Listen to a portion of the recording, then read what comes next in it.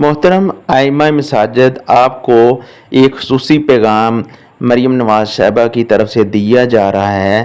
ابھی کچھ دیر پہلے انہوں نے یہ پیغام جاری کیا ہے۔ محترم ائمہ مساجد و خطبہ کرام، السلام علیکم ورحمۃ اللہ وبرکاتہ۔ آج ہمارا معاشرہ منشیات کے سنگین مسئلے سے دوچار ہے اور ہماری نوجوان نسل اس کا آسان ہدف بن رہی ہے۔ اسلام نے ہر اس شے کو قطعی حرام قرار دے دیا جو عقل کو ظاہر کرے اور انسان کو ہلاکت کی طرف لے جائے۔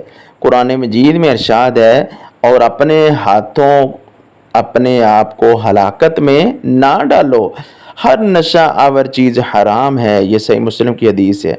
منشیات ایک ایسی مہلک لعنت ہے جو انسان کو دین سے دور، صحت سے محروم، ذہنی توازن سے بے بہرا اور خاندانی سماجی نظام سے کاٹ دیتی ہے۔ خصوصاً ہماری نوجوان نسل اس فتنے کی زد میں ہے جو نہ صرف ان کے مستقبل بلکہ پورے معاشرے کے لیے خطرے کی علامت ہے۔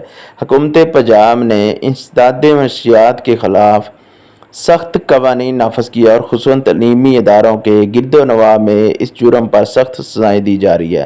تاہم اصل اصلاح شعور کی بیداری سے ہی ممکن ہے۔